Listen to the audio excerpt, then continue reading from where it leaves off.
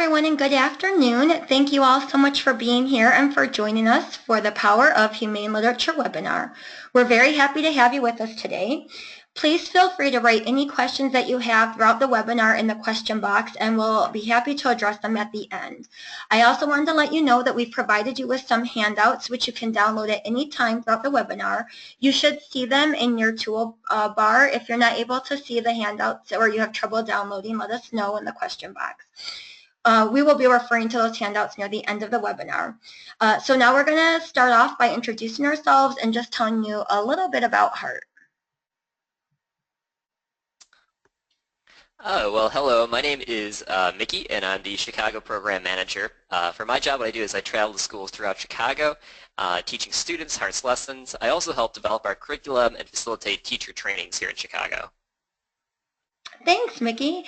And I'm Kim Corona. I'm the Senior Program Administrator for H.E.A.R.T, and I help plan and lead various program offerings for H.E.A.R.T. I also teach youth of all ages, conduct professional development trainings, and create humane educational resources. And this is my cat, Fetch, and she's here to join us today. Okay, so at H.E.A.R.T, we teach comprehensive humane education. We have offices in New York, Chicago, Indianapolis, and Portland, Oregon. We provide in-school programs and after-school programs for K-12. We also run our own summer camps. We offer education resources, including free lessons, webinars, in-person trainings, and consultation. And lastly, we raise awareness about and secure support for humane education through advocacy. Okay, so to begin with, I'm going to talk a bit about the research that has been conducted on storytelling. Because literature that tells a story is particularly effective in promoting empathy and pro-social behavior, which makes sense because throughout human history, people have used stories to teach morality and ethical behavior. The first study I'm going to talk about was done by Paul Zak. He measured the amount of a neurochemical called oxytocin in people's blood. This neurochemical has been shown to enhance our ability to understand the emotions and needs of other people. For the study, he took a blood sample before and after showing people a story about a child with cancer and his loving father. When they compared the blood samples taken before and after the story, they found that the story would consistently cause the release of oxytocin. Another story by Dan Johnson showed the connection between stories and pro-social behavior. Johnson wrote a story about a character who is compassionate and demonstrated pro-social behavior. Participants in the study would read the story, and their mood and interest in the story were measured by experimenters.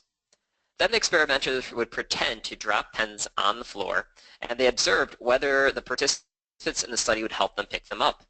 The more people were interested and moved by the story, the more likely they would be to help pick up the pens. However, not all stories have these effects on people.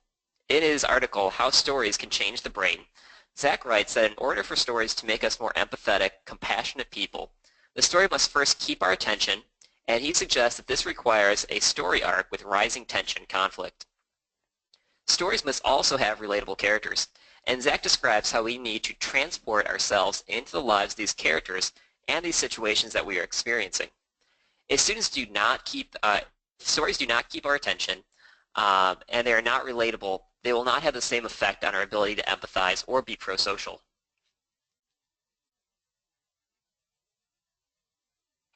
So as the research demonstrates, our brains are inclined to be more empathetic through well-designed stories. Humane education builds on this process by choosing books that teach and demonstrate important qualities. For this reason, it is important that information students learn from these stories is accurate. The characters and the topics in these stories should be honest and show about how people or animals in these situations think or feel, and the reality of these situations. However, we wrote mostly in the bulletin points because, as we'll discuss later in the webinar, there are certain situations where it is acceptable to bend the rules by anthropomorphizing an animal or having nature or a tree express feelings, because it contributes to the message of the story. Additionally, humane literature either demonstrates how to live in a humane way or contains an implicit or explicit positive message. For example, the characters might model to students how to act in a way that addresses a problem or demonstrates certain positive character traits. By doing this, the characters act as role models and can inspire the teachers to be better people. Stories can also give students a perspective that is different from their own. As research demonstrates, a well-written story can transport us into the lives of another person or animal. Through this story, they're able to understand that not everyone experiences the world in the same way that we do. This is one of the many ways that students can understand how oppression can affect our experiences, as well as their worldview. It can also allow students to connect to marginalized groups of people or animals that students might feel are radically different from themselves. So I'm going to read a quote from R.L. Savell from his paper, What Can Farm Animal Biographies Accomplish? He wrote, stories have a triple function, illuminating particular experiences of the victim, that overall representation tends to miss, and creating a narrative that is easy to follow, thus suggesting a comprehensive order within an alien system, and facilitating an emotional attachment in the recipient. So even though I wouldn't use the word victim to describe all the experiences in humane literature, this quote summarizes for me the practical benefits of these types of stories. For my job, I travel to schools throughout Chicago, and I work with students who sometimes have no background knowledge when it comes to the issues I teach. However, stories have been one of the most effective ways to help them understand topics, and can also be that can be complicated and new to them. And not only do they learn about these new topics, but since it is in a story form, they're also learning about how it is affecting people or animals. And most importantly, they're taking the perspective of those involved in the situation and empathizing with them. And this makes a lasting impact. One more important point that I want to make before I turn things over to Kim, who will talk more specifically about applying these concepts, is the importance of diverse characters and authors. We must make a sustained effort to seek out literature with diverse characters and authors, because unless we purposely look for these books, students are not going to hear these stories. And that is just simple statistics. As you can see from the study conducted by the Cooperative Children's Book Center, the vast majority of books are not written by people of color and do not contain diverse characters. So unless we make an effort to find diverse books, most likely students will not read them. The reason this is a problem is best described by Shimanda Adichie in her TED Talk titled The Danger of the Single Story, in which she says, the single story creates stereotypes. And the problem with stereotypes is not that they are untrue, but that they are incomplete. They make one story become the only story. So as people who strive to inspire students to empathize and take the perspective of others, it is necessary that students routinely hear the voices of people who represent different races, genders, and ethnicities. Not only that, but for students to have a profound understanding of forms of oppression, they need to learn about these problems from people who have experienced them and can accurately describe them based on their own lived experience. Not only do students need to hear from diverse authors, they also need to see diverse characters, because it is important that students see characters that look like them and understand that people of any background are not stereotyped into certain situations or represented as token characters. So I'm going to turn things over to Kim, and she's going to talk a little bit more about some things I discussed. All right, thanks so much, Mickey. That was really great information about the power of stories in humane literature. So as he mentioned earlier, there are times when anthropomorphism is used in children's literature that fits into the definition of humane literature, and there are times when it's used and it does not fit into the category of humane literature. Well, we want to portray proper homes, habitats, and behaviors of non-human animals in the environment. If they are anthropomorphized for the purpose of portraying their needs or to foster reverence and empathy, then we would still consider the book an example of humane literature. So here we have 3 examples of books where other species on the planet are anthropomorphized, and we're going to take a look and analyze them. So the first book is The Berenstain Bears by Stan and Jeanne Berenstain. The bears are anthropomorphized, but not for any reason that is relevant to a bear. These characters could easily be human, and it would not change the meaning of the story. It does not mean that it's a bad book, but it does not fit into the category of humane literature. I grew up with these books, and they certainly teach valuable lessons, but they are not teaching about the humane values that are relevant to the characters who are portrayed in the story. When reading the book, consider addressing this with youth. Explain that the characters are bears, but ask if they are behaving like bears. And clearly they're not behaving like bears. So who are they behaving like? Discuss how the story is to teach people lessons about their relationships with other people and their own behaviors, and the bears are just used as the characters. The next book is How the Little Fox Saved Her Coat by Rosa Close. This book, on the other hand, is about a fox who is concerned about an issue related to a fox's experience. The fox is given the ability to talk in human language, but she mostly behaves like a fox otherwise. She lives in the wild in her natural habitat and has a den with her kits. She is focused on protecting and taking care of them. She then speaks to children in a nearby village to ask them to stay compassionate when they grow up and to not harm animals like herself by taking her fur. She explains that she and her kits need their fur to survive. The story gives her these human-like qualities as a means to foster empathy and compassion for her as a fox and to teach a lesson about our treatment of wild animals. And for this reason, we consider this book humane literature. Something else that we wanted to note is that the cover shows children hugging the fox, which is not something we would want to encourage. This type of action could be very dangerous for children or for a wild animal. However, the author thoughtfully addresses this to the reader on the last page. She explains that while in the book the children hug the fox to show their love, in real life we should show our love for wildlife by appreciating them from a distance, only observing them, and respecting their space and their needs. The last book that we're going to look at is Dear Children of the Earth, A Letter from Home by Shim Schimmel. And this book gives the earth human-like qualities when the earth writes a letter to children. In the letter, the earth asks the children to respect the planet and all of its inhabitants. Of course, the earth cannot really write a letter, but in this case, the earth is addressing issues that relate to the earth's needs, and therefore the book fits into the humane literature category as well.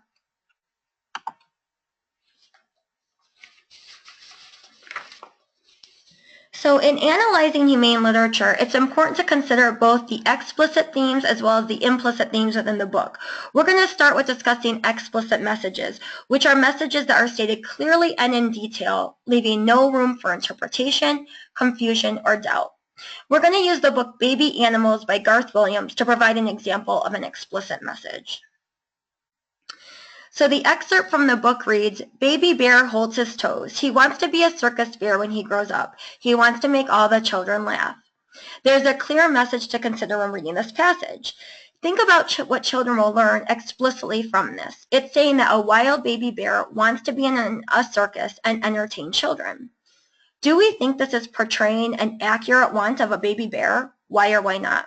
Well, one, how would a wild baby bear even know what a circus is? 2, bears are known to be shy and they aim to avoid people when possible. Additionally, with recognizing that this is not an accurate statement, it's also essential to acknowledge what life is like for a bear compared to the life of a bear in his or her natural habitat. And because those experiences are so dramatically different, we would argue that this passage not only does not fit into the category of humane literature, but it's also promoting a negative explicit and implicit message to children. So while we focus on explicit messages, there's also an implicit message here. There might be a message that all wild animals enjoy being in the circus, that the circus is a fun place to go see happy animals who are enjoying themselves, when in reality, circus animals are experiencing very unnatural situations, being forced to perform tricks that they would not do in the wild, often being trained through inhumane training techniques and traveling from location to perform. Now let's discuss implicit messages. Implicit messages are understood, though not clearly or directly stated. We're going to look at Jonathan Jasper Jeremy Jones by Bernice C. Holland for an example of an implicit message. Okay, the text from the book says, tractors and trucks were zooming through and Jasper hardly knew what to do, till one of them stopped and started to spray the very tree he had left that day. Luckily for him, he went to explore, since that tree wasn't healthy for him anymore. And now he knew he must keep on going, even though the traffic was flowing. There's a clear explicit message here, which is that spraying trees causes the tree to be unhealthy for insects. But there is an additional implicit message that is not said quite as clearly, and that is that, quote, people should not spray pesticides on trees. Well, it says that sprays make trees unhealthy for caterpillars. It does not make an explicit judgment on whether or not people should do it. But there is an implicit message that is something that people should not do, because in the story, it causes the tree to be unhealthy for Jasper, and so in all likelihood, it's harmful for trees and insects in real life. So I use this example as an implicit message because even though there's an explicit statement within the message, I think the overall story is this implicit message for students to read between the lines, to think about how they should treat nature and insects in their own lives by seeing the world through the eyes of the caterpillar. The whole story is about Jonathan Jesper Jeremy Jones' struggles and triumphs as a caterpillar. Whereas in the baby animals book, it's just one page about Baby Bear. So there's not a lot more to look into besides that one page. So now that we've had time to think about explicit and implicit messages just a little bit, we're going to do a little challenge with you to see what you think is in each of the following excerpts. We'll take a poll to see who thinks the main intent of the message is meant to be explicit, implicit, or both. So the first book that we're going to look at is from the book Just Kidding by Trudy Ludwig. And the passage reads, "Now I hang out with Brian, Joe, and Miguel. We horse around and have fun without making fun of each other. And that's just the way we like it." Okay, so I'm going to take a moment and I'm going to open up the poll.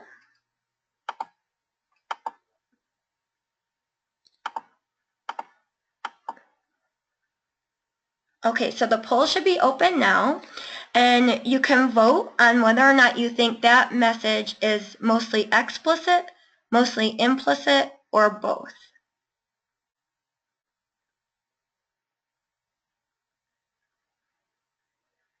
Okay, I see a few more people are still voting, so I'm just going to give everybody time.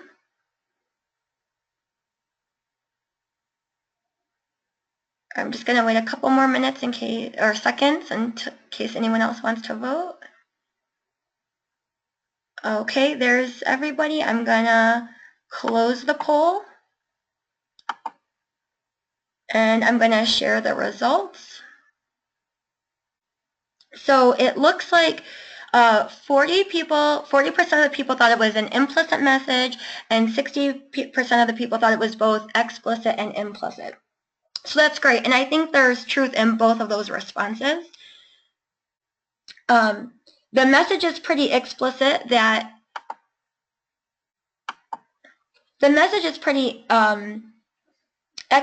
most kids want to have fun, or that kids should have fun without making fun of each other.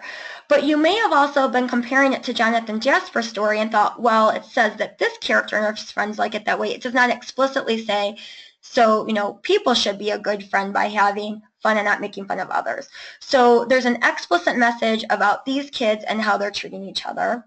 But there's also an implicit message about how what type of friends we should be and how we should treat each other. And if youth are able to recognize that the way these characters are treating each other is how they should treat others, that's a text-to-self connection. So again, there's definitely an implicit message there, and there's definitely an explicit message there. So great job, everybody. Okay, so now we're going to look at the next book. This book is The Pokey Little Puppy. And the passage is, "But their mother was greatly displeased, so..."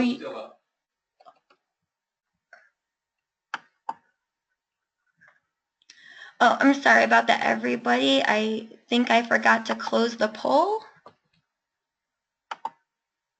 So I'm going to make sure that poll is not shared any longer. Okay.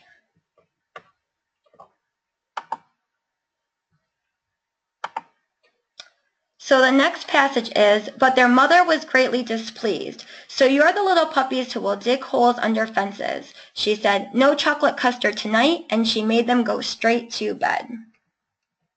So I'm going to give you a second to think about that message. Okay, and we're going to open up the poll again.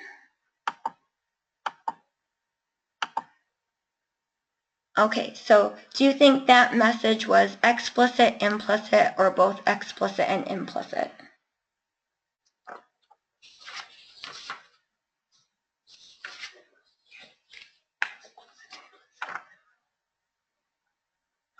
What's the answer?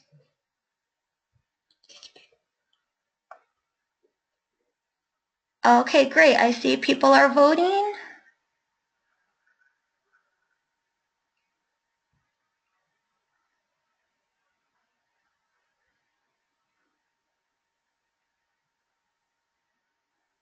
Okay, great. I'm going to close the poll and I'm going to share the results.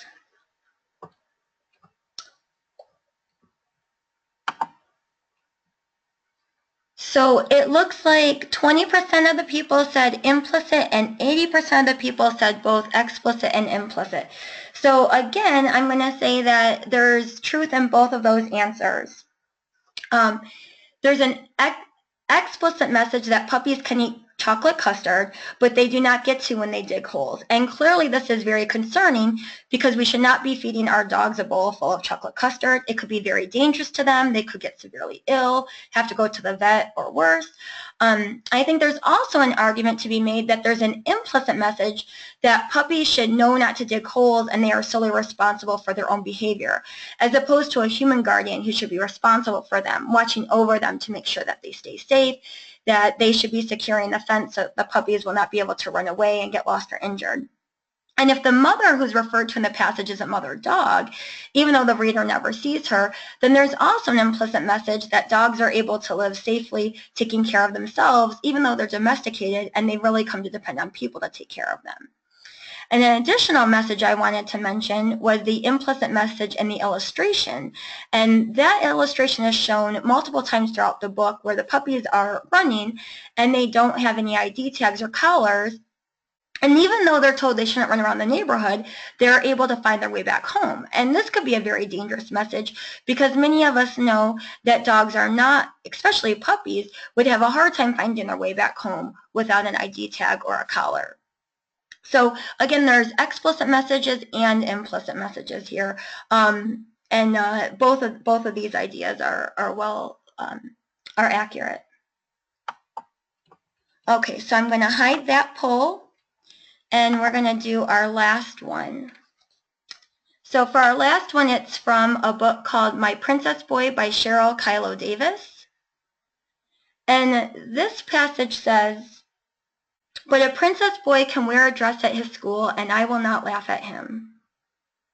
But a princess boy can wear a dress at school, and I will not laugh at him." Okay, very good. So I'm going to open up this last poll for everyone.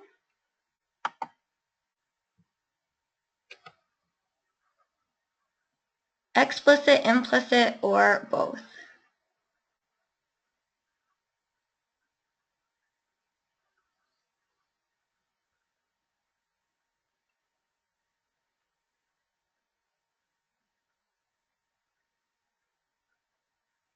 Okay, great. It looks like just about everybody voted, so I'm going to close that poll and I'm going to share the results. So again, I think that there can be different opinions here, and I know that this is tricky. Some people might say that it's definitely a strong explicit message here that boys can wear dresses and we shouldn't laugh at him. Other people might disagree and says, well, it says I, not we. But the text is pretty simplistic. So I think the statement could be seen as explicit, but there's definitely a very, very strong implicit message here as well about accepting and respecting everyone for who they are in general. So I know a lot of you are thinking, well, this seems a little bit confusing because there's an argument to be made for both explicit and implicit messages almost every time. So the point of this challenge is that a lot of passages are not black and white in terms of whether or not they can be explicit or implicit. And in fact, many passages probably are both. The key, however, as a parent, guardian, or educator is to really consider these explicit or implicit messages before reading a book to a child or children so that you can really think about whether or not the messages promoted throughout the book and in the illustrations are positive or negative, and if they're accurate or inaccurate to determine if it's a book that you want to read, and if so, how you can have a thoughtful dialogue about that book. We want to emphasize that we're not in the business of destroying books in any way. We're not asking people to go through their shelves and get rid of books that they think are non-humane. It's crucial to have critical thinking questions prepared in advance, whether you think the book has positive or negative messages, because those questions are needed to help the students process the information for themselves so they can decide if it's something that they support or not. A lot of learning occurs by questioning messages that are promoted and thinking about whether or not we agree with those messages and why. Use caution with using this approach with youth who are very young, as critical thinking can be difficult for them. And if they're not developmentally ready to understand how to question something, we might be leaving them feeling confused or misunderstanding something. So we want to have teachable moments. And just going back to that Pokey puppy book, if we were going to read that book, we would want to address what they're being fed, how they're being treated, their expectations, not wearing collars and ID tags. So this can all be teachable moments.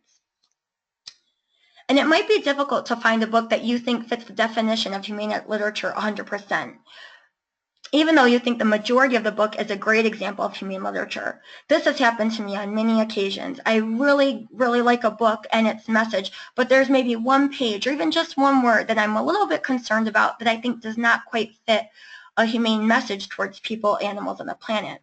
And when this is the case, we should not ignore these instances, but utilize them as powerful, teachable moments as well. So these two books are, I think most people would agree, have strong humane literature themes. However, in my opinion, there's a few things in them that do not completely fit this definition, and they're items worth addressing. So going back to my princess book, overall, I think this book is a really good example of humane literature. The theme encourages youth to be themselves and promotes respect and appreciation for others. It's also a great example of a children's book that helps to challenge that single story that some children may have of, quote, what boys are supposed to be like, by showing a boy who dresses and acts differently from the majority of boy characters we see in movies, books, and the media in general. However, there is a part of the book that I think needs to be addressed. There are a couple sections where the text refers to dresses as, quote, girly dresses. There's another time it talks about the boy looking at, quote, girl clothes and, quote, buying girl things, when referring to jewelry and purses, which are illustrated next to the text. I'm guessing that the author, who is the mother of the boy that this book is based off of, probably does this because it's written for really young children, and she's trying to make a point that the boy likes these things, which many people typically associate as being girly in a simplified way. However, I think in writing that, it is almost reinforcing that they're girly things, as opposed to just calling them dresses or jewelry or purses. And again, I don't want to sound too critical, because I think it's great that she supports her son's choices and his likes and dislikes and wrote this book as a way to promote that. But I mention it because I think it's also a great opportunity to discuss with youth why some people think certain things are girly things that a boy is not typically supposed to wear or use, or some things are, quote, boy things. Ask them if the story changes their mind about how these items are being referred to as girly things. You may also discuss with them how at one time it was not seen as appropriate or even allowed for women to wear pants, but now women are able to wear pants in almost any setting without people thinking twice about it. We don't call pants boy things, and why is that? You may also ask if there's certain things that they think are boy things, and then ask the girls if any of them like to do those things, and ask the boys if they know any girls who like to do those things. Explain that just as there are things that we may associate with boys that girls like to do, there are things that we may associate with girls that boys like to do. But these were just made up by people, and that what someone likes to wear or do should not be restricted by their gender. If we can challenge these gender stereotypes early in life, it can really change the way youth treat each other, and it may even make them feel more comfortable about themselves and their own likes and dislikes. The second book I want to discuss is The Girl Who Loved Caterpillars by Jeanne. This is another great book. The main character, Azumi, does not conform to societal expectations of women. She's happy with how she looks and does not feel a need to change for anyone. Her family and community judge and talk about the way she dresses and the fact that she does not shave her bushy eyebrows. She does not worry at all about what people say. She's happy with who she is and is not concerned about wearing fancy clothes or makeup. She also has an affinity for insects, which she also sees as which is also seen in her community as completely inappropriate for young women. She truly feels a kinship for them, however, and values their unique abilities. She loves how they look and move with all their interesting colors and shapes and sizes. However, instead of just observing them in their natural habitats, she likes to collect them and keep them in boxes. I think it is common for young people to have an interest in other living beings, and many young children will relate to this. So often youth like to catch fireflies in jars or butterflies in nets without realizing these creatures, while small, still have their own purposes for being here and their own feelings.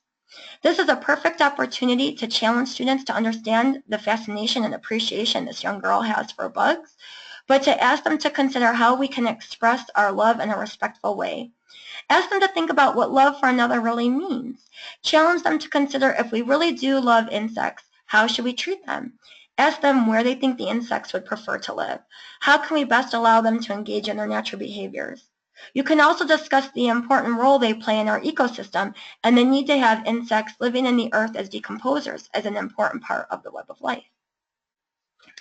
And again, for some, these teachable moments may seem a bit nitpicky considering the rest of the theme of the book.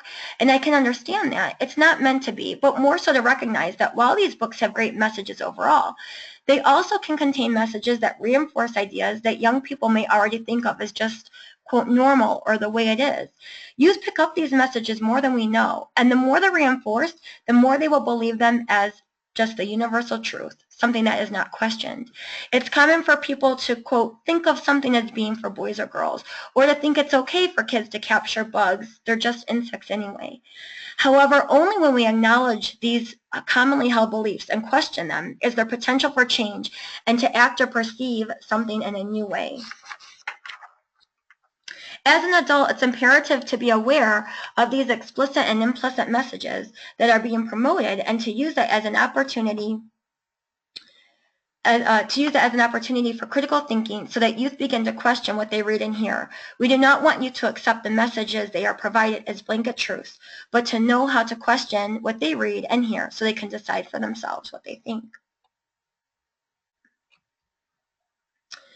So now we'd like to share how humane literature can be utilized in teaching humane education beyond discussing the messages in the book. Humane literature can also enhance a humane education lesson by providing youth with an opportunity to engage in activities, projects, or services related to the book or topic so they can apply what they learn and put it into action. We're going to share some examples of books that we've read to students and suggested follow-up activities related to those books. Okay, thank you, Kim. So I'm going to share 3 of my favorite books and activities that I like to go along with them. One of the books that I like to use to teach young people about respect for diversity is called It's Okay to Be Different. This book is perfect for kindergarten students, but because it is funny and entertaining, I've been able to read it to students in 2nd or even 3rd grade. The book describes qualities that make us feel different. Some of the examples are silly, like it's okay to help a squirrel collect nuts, and other examples allude to important issues related to diversity. For example, there's a page that states, it's okay to have wheels, and shows the person using a wheelchair. And on other pages it states, it's okay to be a different color, and it's okay to have different moms. I've found that this book allows me to discuss race, special needs, and non-traditional families in a way that is subtle and younger students can understand. And the silly examples in the book keeps things fun and light.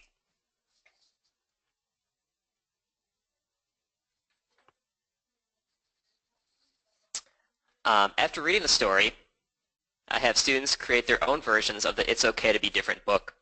To do this, I'll pass out a worksheet with a sentence starter, it's okay too, and I'll ask students to think of something that has made them feel different. Often the students will come up with silly examples because of the silly examples from the book. So, before the activity, I'll model a more serious example about myself. Often I'll explain how when I was their age, I felt different because I was the only person in my class who had red hair and how I loved history. And then I'll draw a picture of myself with red hair and a big history book. After the students have, then I'll allow the students to make their worksheets, and after they've completed it, I'll staple them all together, and we'll read their version of the It's Okay to Be Different book. It's Raining Pups and Dogs is one of my favorite books for teaching about dog-cat overpopulation. The story is about a girl who tells her father that she was upset that they got their dog spayed and wanted to have puppies. So her father takes her to an animal shelter where she learns about the millions of dogs who do not have homes. In a very subtle way, it mentions that animals who do not find homes are euthanized, which I found helpful because it allows me to discuss euthanasia with more mature students, but I can choose to gloss over this point with students who aren't ready for this type of information. At the end of the book, the main character decides it was good that her dog was spayed, and she decides to start volunteering at the animal shelter. The book exemplifies many of the qualities that we look for in humane literature. It features diverse characters who are also relatable for young people, because many students are able to relate to the girl who wants her dog to have puppies. I'm sure adults do, some adults do too. And the character also models being compassionate and responsible. By deciding it was not best not to breed her dog and to volunteer at the animal shelter, I've also found that this book makes what makes this book the most beneficial is that it allows younger students to understand dog and cat overpopulation, which can be a concept that is difficult to grasp. But through the story, they are able to understand this issue and why it is important to spay and neuter their animals. So after reading this book, what I'd like to do is show the H.E.A.R.T's video, What is an Animal Shelter?, which is on our website and our YouTube channel. This helps students connect what they learned in the book to the real world. Then I'll either tell the students about animal shelters in their neighborhood, or we'll quickly research it using one of the computers in their classroom. From there, we'll discuss as a class what actions can be taken to help shelters in their area. Often, students will discuss that they should volunteer, just like the girl in the book, or that we can donate to the shelter. Then I'll do some type of service project with the students. When possible, we've taken students on field trips to shelters to volunteer, but typically we'll have them do a project where they can create something that is needed at the shelter in their classroom. I'll contact the shelter before the lesson and ask if there are any projects that they suggest, or we'll look at the organization's website. We've had students create simple dog and cat toys using fabrics, socks, and paper towel rolls. We've also created dog treats. And another activity that students love is creating kitty forts that provide enrichment and nesting for shelter cats. We have a video on H.E.A.R.T's website that shows how to make those forts. The next book is Uno's Garden, which is about a man named Uno who finds a jungle full of fantastic animals. In the jungle, he founds a town, and as the town grows, the wildlife is displaced because of pollution and deforestation caused by the townspeople. However, by the end of the book, the people and the animals are able to find a balance. The message of the story is mostly told through the artwork, and students love trying to find a creature called the Snortle Pig who is hidden on each page. Even though there is minimal writing in this book, I found that students connect with the character of the Snortle Pig and are concerned about his or her habitat being destroyed. I've also found that the book is an excellent way to teach younger students about habitat destruction and how it is caused. For the activity with this one, before I start reading the book, I discuss with students the definition of habitat. Then I'll show students photos of different habitats, such as a tundra, a rainforest, or a grassland. For each of these habitats, I'll ask students to name an animal that would live there, or I'll play a guessing game where they have to choose from 3 choices, and then they'll have to choose the correct answer. Sometimes I even have students act out certain animals that would live in the habitat. So after they understand what a habitat is, I'll explain that the 4 things that all animals need in their habitat, which is food, water, shelter, and space. Then I'll explain that when people do things that prevent animals from obtaining these things, we call that habitat destruction. And that as we read Uno's Garden, I want them to look for ways that people destroyed the animal's habitat by preventing them from getting food, water, shelter, and space. As we read Uno's Garden, either students or I will point out examples of people polluting the water so that animals cannot drink it, or people cutting down trees where certain animals might find shelter. After we finish reading, I'll review the actions by people in the book that caused habitat destruction and what we can do to prevent this problem from happening in the real world. Then students will create their own imaginary habitat for the Snortle Pig. I'll remind students that their habitat must include food, water, shelter, and space, and we'll discuss some places where real animals find these things.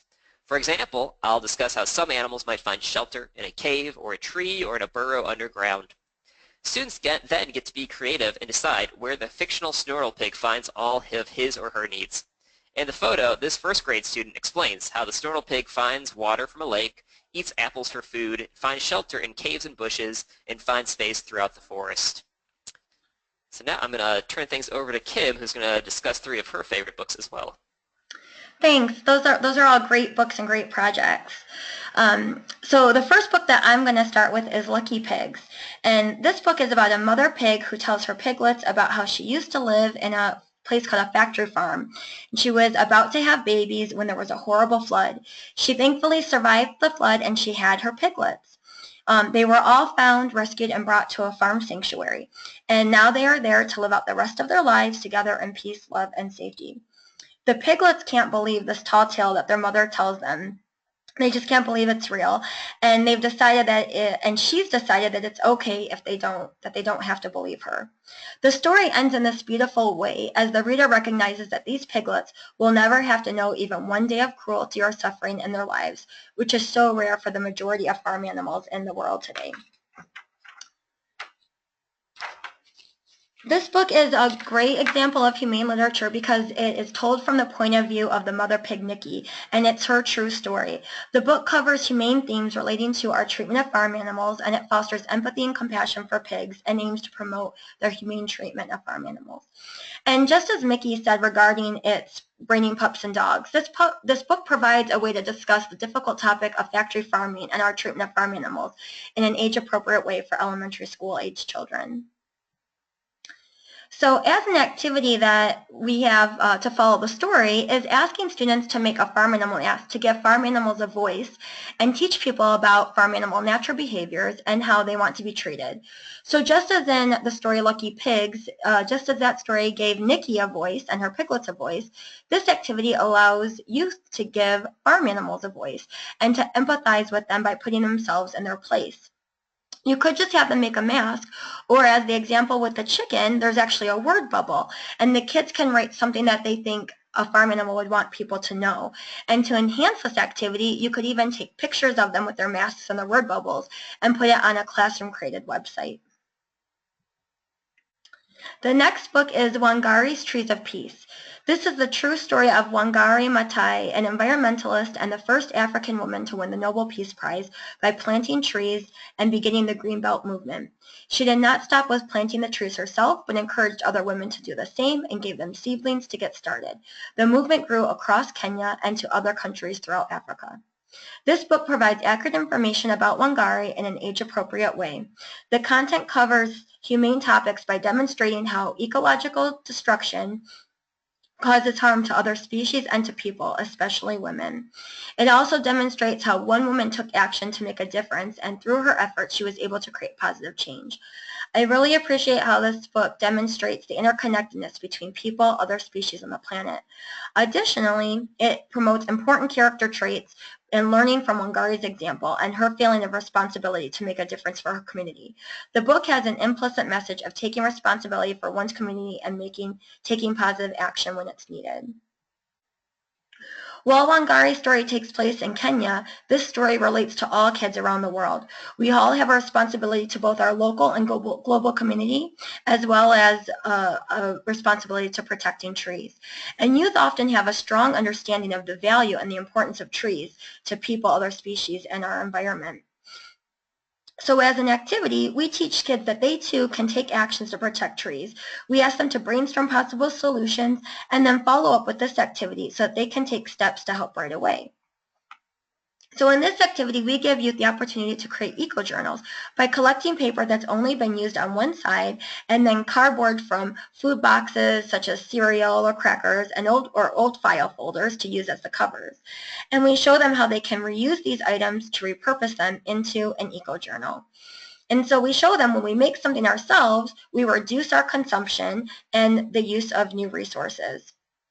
When they make this journal, they don't have to buy a new notebook, protecting trees and saving on lots of energy and all the resources that go into making paper. So you can actually see how easy, if you want to actually see how easy it is to make these eco-journals and show youth how to make them, you can watch our H.E.A.R.T how-to video on this exact project. So the last book that we wanted to discuss with you is the book Grace for President. When Grace Campbell learns that a woman has never been president, she decides that it's what she wants to do when she grows up. She starts by running in the school's mock election, but it will not be easy because Thomas is running on a campaign that he is, quote, the best man for the job. She ends up winning when the last vote is cast, and the student explains his reason for voting for Grace was because he thought she was, quote, the best person for the job. Both Grace and Thomas make campaign promises, but while Thomas is just having fun, Grace actually takes action to begin working on her promises. She joins the school safety squad as part of her effort to promote a peaceful school environment and to watch out for bullying. She organizes a school beautification committee to brighten it up and to reduce and prevent litter, and she wants to encourage better school food, so she volunteers in the cafeteria. Within the book, students learn about the United States Electoral College process and that only men have been president of the United States. The Humane Message is one about knowing that no one should feel limited in what they can do because of their gender or any other difference that is not related to their character. It also promotes humane and ethical actions because they both make campaign promises, but Grace actually takes steps to show her commitment to those processes. And all her promises have to do with helping people and the environment. Additionally, the promises and actions that she takes are relevant to youth because they're actions that they too could take to create a healthier school and safer environment. At the end, there's an image of Grace all grown up being sworn in as president. The book encourages youth to dream big and follow those dreams by starting out with concrete steps in their own lives to get there. As a follow-up activity to the story, consider inviting youth to imagine if they wanted to be President of the United States. Ask them to complete the following handout, describing what they would do to help people, animals, or the planet as president. As another option, ask them to consider what positive impact they want to have on the world and an action or actions they can take now to begin their path towards making that idea come true. Just as Grace wanted to become president, she started by running for her president of her class and took actions to help her school community as a step towards making decisions to help the entire country. So you may be wondering how you can find humane literature books to read to your own children or the youth with whom you work so that you can use those books and do activities as well. We've provided these resources as a place to start, and this is certainly not an exhaustive list, but we hope that these resources will help you to get started in finding books to teach the topics you want to teach and that break the single stories that the young people you know may have already begun to develop. Youth need to know there is not just one story to represent any person, living being, or a living home, and that they can only really understand that by being exposed to a multitude of diverse stories. These resource links are provided on the Power of Literature resource list handout that we mentioned at the beginning, available for download. This resource list includes some of our favorites. I must be honest with you, it was very difficult to decide which books to highlight in our webinar today, as there are so many incredible ones out there that we wanted to share with you. So please utilize that resource list. And again, we want to emphasize this is not an exhaustive list, but just a place to start. For these particular links, we have not necessarily researched all the specific books on all these links, so you have to look through them yourselves to find out which ones you think are books that you want to use.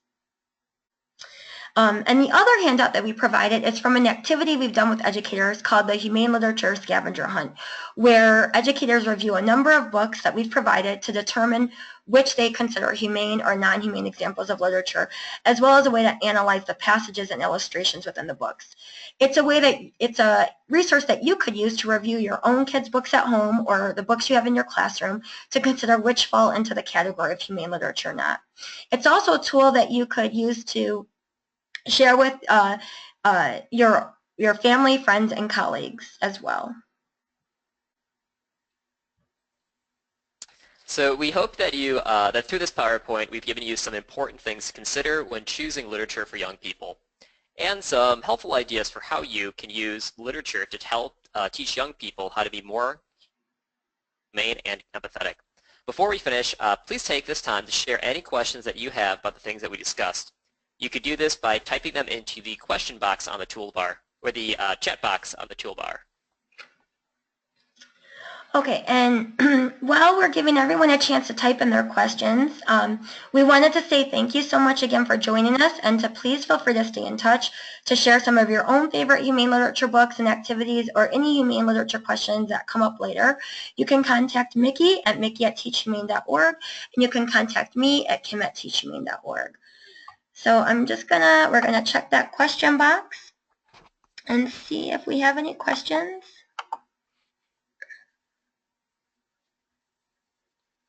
Okay, I don't see any questions at this time. I'm going to give people a few more minutes. And while we're giving people a few minutes, Again, we just wanted to say thanks for attending, and we really value your feedback. So when we close out the webinar, a pop-up box should appear on your screen that you can click on to receive a short survey about the webinar. In past webinars, we've realized that some people are receiving the survey while others are not. So if you do not get the survey and you'd like to complete it, please let us know and we can email you the same survey via Google Forms. So thank you again, and please follow us on social media via Facebook, Twitter, Pinterest, and of course our website, teachhumane.org, where this webinar will be archived for free along with many other resources that are available to you. So thank you again all for being with us today, and we're wishing everyone a wonderful rest of the year.